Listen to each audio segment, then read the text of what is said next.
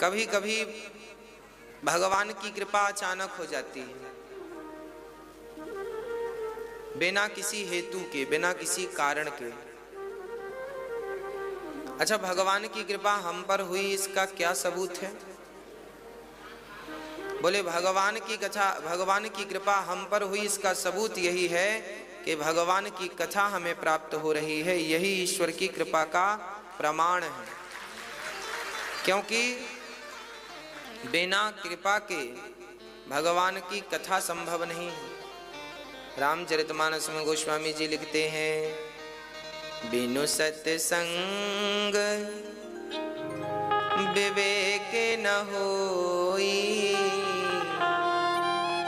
राम कृपा बिनु सुलभ न सोई। बिना सत्संग के विवेक नहीं होता। और विवेक कब जागता है? जब राम की कृपा होती है। सत्संग बिना ईश्वर की कृपा के, बिना भगवत कृपा के संभव नहीं है। आप कोई लाख बार कहे कि सत्संग हमें यूं ही मिल गया, मान्य नहीं होगा।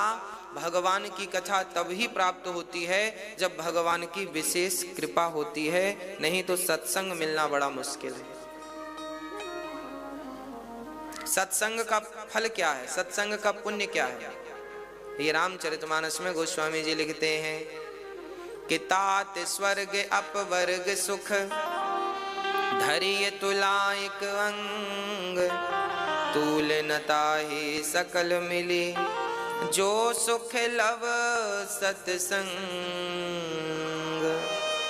एक पलड़े पर आप तमाम स्वर्ग के संपदाओं को, सुखों को रख दीजिए, और दूसरे पलड़े पर एक घड़ी के सत्संग को, एक घड़ी मतलब 24 मिनट की एक घड़ी होती है, 24 एक घड़ी, एक घड़ी आधी घड़ी, आधे के पुनियाद तुलसी चर्चा राम की हरहि कोटि अपराध। एक घड़ी 24 मिनट, आधी घड़ी 12 मिनट, 12 मिनट, आधे की बुनियाद मतलब 12 के आधे 6 मिनट का सत्संग आपने यदि किया तो 6 मिनट के सत्संग से जो पुण्य आपको प्राप्त होगा, उस पुण्य को आप एक पलड़े पर रख दोगे तो स्वर्ग का सारा सुख भी उस 6 मिनट के पुण्य के सामने फीका पड़ जाएगा। ये गोस्वामी जी के कहने का तात्पर्य है। 6 मिनट के सत्संग का पुण्य आप लोग नहीं जानते कि कितना बड़ा है। आपको जरूर आपके किसी जन्म के पुण्य जाग गए हैं, भगवत कृपा हो गई कि सत्संग प्राप्त हो गया। इसी की व्याख्या में गोस्वामी जी ने भागवत की कथा सुनी। सुखदेव भगवान ने राजा परीक्षित को भागवत सुनाई। तो भागवत में एक प्रसंग है, अभी मैं आपको सुनाऊंगा कि एक बार शुकताल में राजा परीक्षित को भागवत सुखदेव भगवान सुना रहे थे। तभी इंद्र ने बृहस्पति जी से पूछा अपने गुरुदेव से कि गुरुदेव ये बताइए, ये क्या चल रहा है मृत्यु लोक में, क्या चल रहा है ये? तो उन्होंने कहा कि ये भागवत चल रही है। भागवत चल रही है? हाँ। इंद्र बोले ये भागवत क्या होती है? तब बृहस्पति जी ने कहा, इंद्र यदि कोई भागवत श्रवण कर ले तो उसकी 21 पीढ़ियां तर जाती हैं, स्वर्ग से भी श्रेष्ठ उसे भगवान का वैकुंठ धाम प्राप्त हो जाता है, गोलोक धाम भी प्राप्त हो जाता है भागवत से। इंद्र बोली राम राम, ये तो बड़े फायदे का सब्जेक्ट है। अच्छा, इंद्र को तो लालच बहुत रहती है कि हमें स्वर्ग से भी अच्छा क्या मिल जाए। तो इंद्र ने कहा ठीक है गुरुदेव, हम सुखदेव जी को लालच देते हैं, वो हमें यदि ये भागवत सुना देंगे तो हम उन्हें अमृत का कलश दे देंगे। क्योंकि राजा इंद्र को पता चल गया कि भागवत सुनने वाले को बैकुंठ मिलता है, और बैकुंठ तो हाँ किससे ज्यादा है भाई? देखो क्या होता है, जैसे राज्य सरकार होती है ना, फिर होती है केंद्र सरकार। तो राज्य सरकार से ज्यादा महत्व किसका होता है? केंद्र सरकार का। तो इंद्र जो है वो राज्य सरकार है, और जो गोलोक धाम है, वैकुंठ है, ये केंद्र सरकार है, परमात्मा की सरकार है वहां पर। तो इंद्र भी सम्मिलित होना चाहते हैं कि भाई हम भी केंद्र में चले जाएं। भाई राज्य का मंत्री जो होता है ना, वो केंद्र में जाना चाहता है। हर राज्य के मंत्री की यही अभिलाषा है कि वो एक बार सांसद भवन में जावे और वहां पर अपना नाम दर्ज कराए। हर राज्य मंत्री की अभिलाषा है कि वो केंद्र में जावे, एक बार केंद्र का मंत्री बन जाए। उसी प्रकार इंद्र जो है वो राज्य के मंत्री हैं। राज्य एक छोटा सा राज्य है, जैसे दिल्ली एक छोटा सा राज्य है। दिल्ली के छोटे से राज्य में ऐसी स्वर्ग भी एक छोटा सा राज्य है, उसके मुख्यमंत्री इंद्र महाराज हैं। इंद्र वहां के मुख्यमंत्री हैं। तो इंद्र ने क्या सोचा कि हम ऐसा करें कि हम भागवत सुन लें तो फिर स्वर्ग तो हमारा रहेगा। उनको ये लगा कि शायद वैकुंठ भी हमारा हो जाए भागवत के चक्कर में। तो बड़ा अच्छा विचार किया इंद्र ने, और अमृत भर के, अच्छा अमृत तो इंद्र के पास था ही, थोड़ा सा पानी वानी मिला लिया, कलश भर लिया और भर के चले सुखदेव जी को। सुखम नत्वा वदन सर्वे स्वकार्य कुशलासुरा। अपना कार्य करने में जो कुशल हैं देवता, अच्छा देवता इंद्र जो है ना, अपने काम को करने में बड़े कुशल हैं, बड़े चतुर व्यक्ति हैं, अपना काम बना लेते हैं कैसे भी करके। अब चले, सुखदेव जी को नमस्कार किया। सुखदेव जी नमस्कार, नमो नारायण, जय श्रीमन नारायण। सुखदेव जी बोले इंद्र राम राम जी, बैठो बैठो बैठो। कैसे आगमन हुआ? प्रभु जी सुने आपने कथा सुनानी शुरू की, हम चले आए। अच्छा, सुखदेव भगवान बोले तो देखो परीक्षित बैठे हैं मुख्य यजमान बन के, ये सभी संत लोग बैठे, आप भी कहीं जगह मिल जाए तो बालू में बैठ जाओ, क्योंकि वहां बोरा फट्टी बिछाने को बिछात तो थी नहीं, सबको बालू में बैठना, बैठ जाओ। इंद्र को लगा राम राम। अच्छा इंद्र को क्या, जो बड़े पद पे चला जाता है ना, वो सब बराबर में सबके साथ बैठने में हिचकिचाता है। इंद्र को लगा मैं तो इंद्र का राजा हूँ, इन सब के बराबर में कैसे बैठूं। तो उन्होंने कहा गुरुदेव हमें कथा सुना दो, किसी को मत सुनाओ, इसके बदले दक्षिणा में जो चाहिए दूंगा। ये अमृत लाया हूं, स्वर्ग से अमृत लेकर आया हूं। इंद्र बोले अमृत ले लो।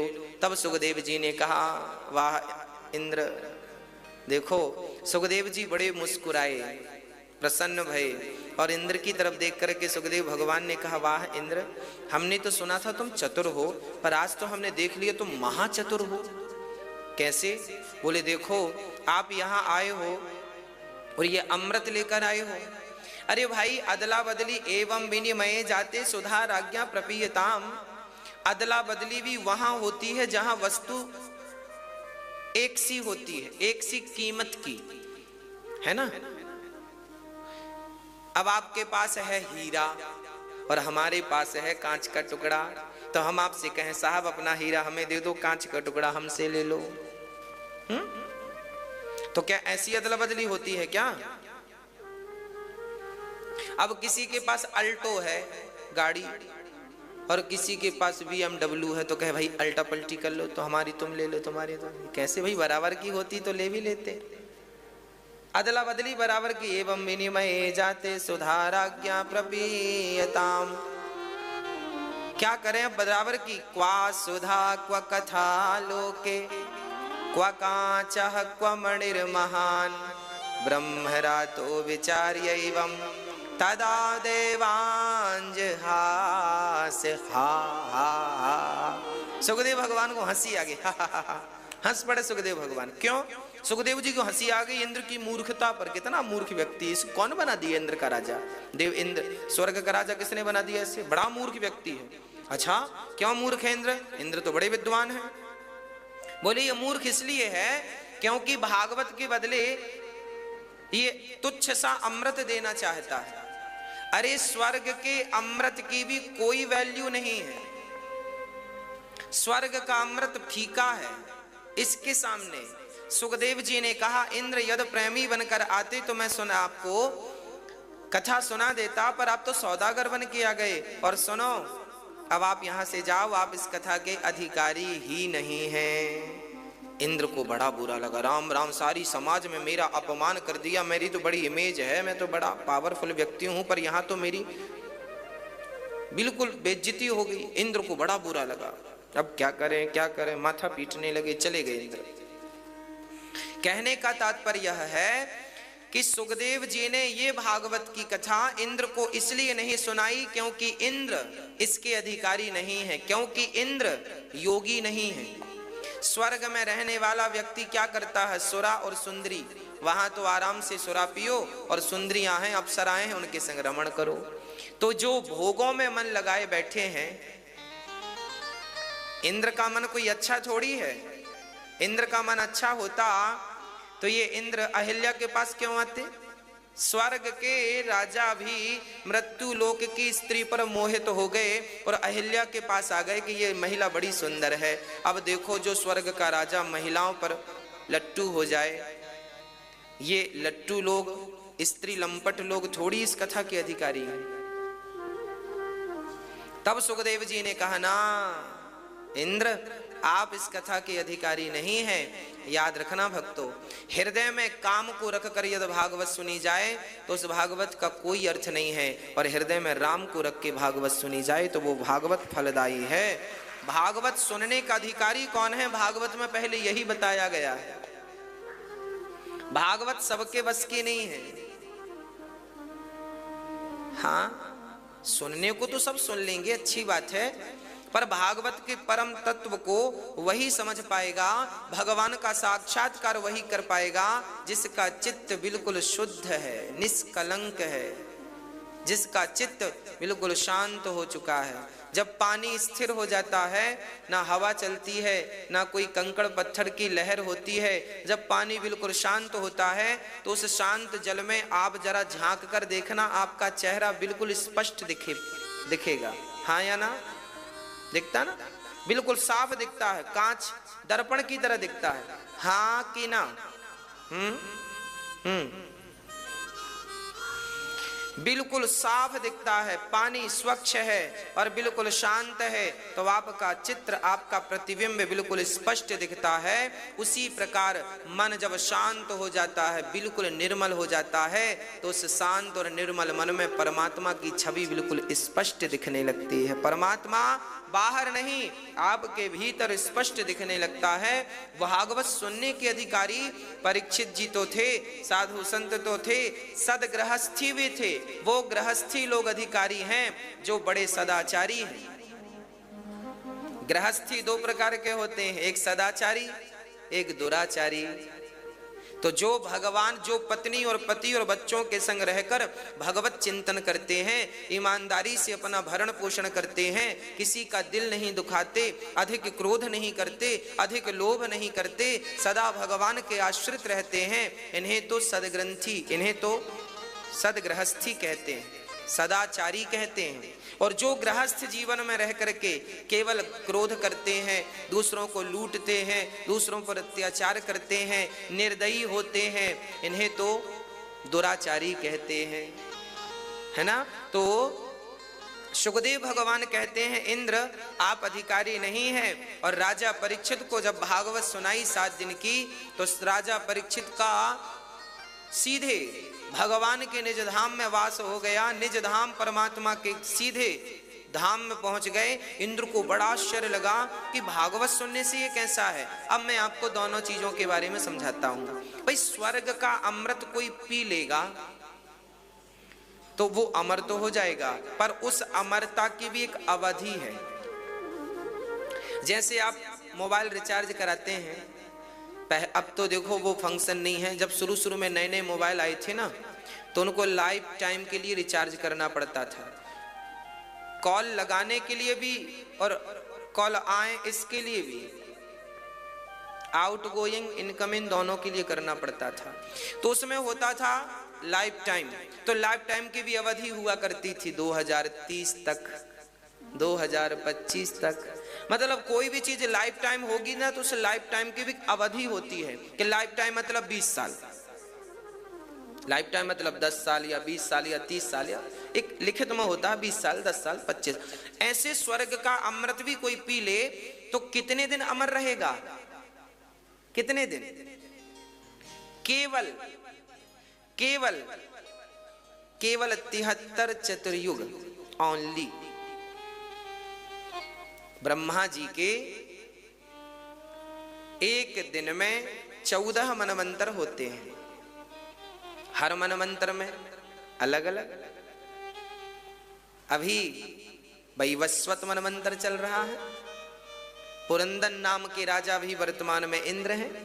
अभी जो इंद्र, जैसे प्रधानमंत्री का पद 5 साल का होता है ना, ऐसे इंद्र भी एक सीमित समय के लिए इंद्र बनता है। कोई आप लोगों में से कोई इंद्र बन सकता है? बनना हो तो बताओ, आपको इंद्र बनना है? भैया आपको बनना है? अच्छा ठीक है, हम बोल देंगे 100 यज्ञ कर लो, इंद्र बन जाओगे। जैसे प्रधानमंत्री बनने के लिए आपकी पार्टी में इतनी सीट होनी चाहिए, इतने आपने सीट हासिल कर ली तो आप प्रधानमंत्री, इतनी सीट ले आए तो आप राष्ट्रपति। उसी प्रकार आपने 100 यज्ञ कर लिए तो आप इंद्र। आप कर लो, आप लोग 100 यज्ञ। पुरंदन नाम के राजा अभी इंद्र बने बैठे हैं। ये जो कथा है, जो इंद्र आए थे सुखदेव जी के पास, ये पुरंदन नाम के इंद्र आए थे और इन्हीं को भगवान सुखदेव जी ने कहा जाओ। और 7 दिन में जब राजा परीक्षित की सदगति हुई तो इन इंद्र ने एक तराजू बांधी स्वर्ग लोक में, एक पलड़े पर भागवत जी को रखा, दूसरे पलड़े पर स्वर्ग के। देखो इंद्र को बड़ा अहंकार, देखो तो मेरे से बड़ा कौन आ गया। और जब तौल कर देखा तो स्वर्ग का कल्प वृक्ष, सोना चांदी सब चढ़ा दिया, पर भागवत का पलड़ा भारी रहा। तब इंद्र ने भगवान को प्रणाम किया, प्रभु क्या अपराध हो गया हमसे, ये तौल बराबर का क्यों नहीं हो रहा है। तब भागवत से भगवान प्रकट हो गए। बोलिए भागवत भगवान की जय। और इंद्र से कहते हैं, इंद्र क्या आप हमसे अपने स्वर्ग का सुख तौलना चाहते हैं? अरे ये भागवत प्रत्यक्ष कृष्ण एव ही, ये भागवत स्वयं भगवान है, प्रत्यक्ष परमात्मा है, इसमें आश्चर्य मत मानिएगा, शब्द ही ब्रह्म है। अच्छा एक बात बताओ, आपको हम प्रैक्टिकली समझाएं। अच्छा ये बताओ, आपको कोई गाली दे तो आपको गुस्सा तुरंत आता है कि 1 घंटे बाद आता है? बोलो मैया जी, ओ मेरी माँ, बताओ आपको कोई गाली दे तो गुस्सा तुरंत आता है कि 1-2 घंटे बाद? तुरंत आता है, तुरंत आता है। आपका कोई अपमान करे तो आपको गुस्सा तुरंत आता है, क्रोध तुरंत आता है। अच्छा गाली क्या है? गाली कहां से निकलती है? मुख से। और कथा भी कहां से निकल रही है? अच्छा गाली प्रवेश कहां से करती है? कान से। और कथा भी प्रवेश कहां से कर रही है? कान से। अब जरा ध्यान से समझिएगा, गाली भी वहीं से निकलती है जहां कथा निकलती है, जहां से, और प्रवेश भी गाली वहीं से करती है जहां से कथा प्रवेश करती है। पर दोनों में अंतर देखिएगा कि कथा गाली आप सुनते हैं तो गुस्सा तुरंत आता, आप बिल्कुल शांत हो, प्रसन्न हो, और आपको कोई गाली दे दे तो तुरंत आपको गुस्सा आ जाता है कि नहीं? तुरंत आपका मन अशांत हो जाता है कि नहीं? गाली मन को तुरंत अशांत कर देती है। यदि गाली का शब्द इतना प्रभावशाली है कि वो आपके स्थिर मन को अशांत कर सकता है, तो सोचो कथा कितनी शक्तिशाली है कि कथा मन को तुरंत शांत कर देती है।